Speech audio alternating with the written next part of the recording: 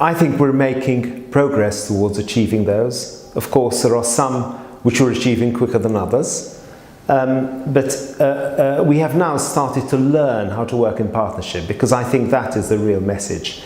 None of the objectives could have been met unless we were all working together.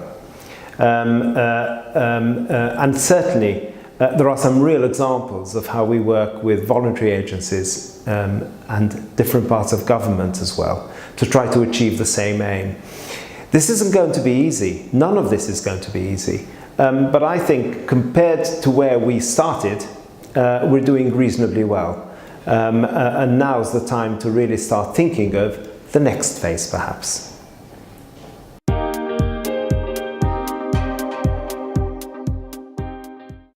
I think really the next phase is personalising the care of dementia. So really what matters to me as an individual becomes more important. We need to work hard to ensure that people can actually remain in meaningful employment. We can ensure that people don't become social isolated. We need to make every effort to ensure that we manage all the non-biomedical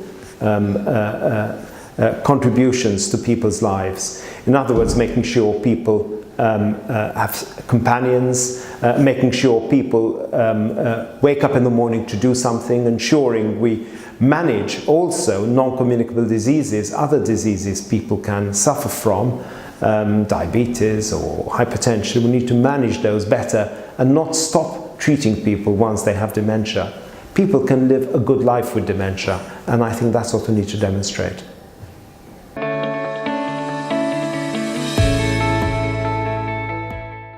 I think it's really important we start acting on risk reduction. I mean, this is really what has been the movement which has really carried dementia and people talking about dementia more. The fact that there are things we can do today which could delay or prevent us getting dementia in the future.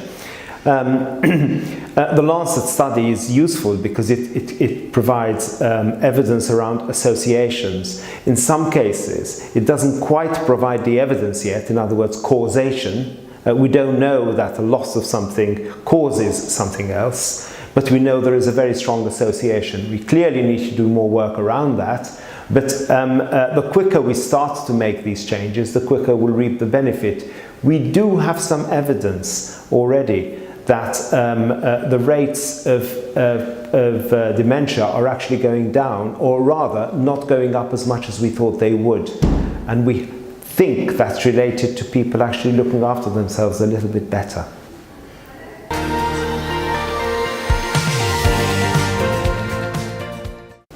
How do you decide on future policy without... I can't see how you can decide on future policy, how you can design policy without speaking to people who are affected by it.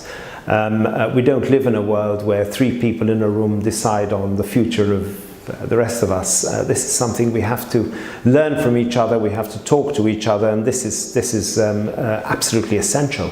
Bursaries are essential if they're the only way in which we get people to communicate with each other. There's a lot of energy in this room. There's a lot of energy in this conference. There are people who are really, really passionate about this. So I think this is good. This has to be encouraged.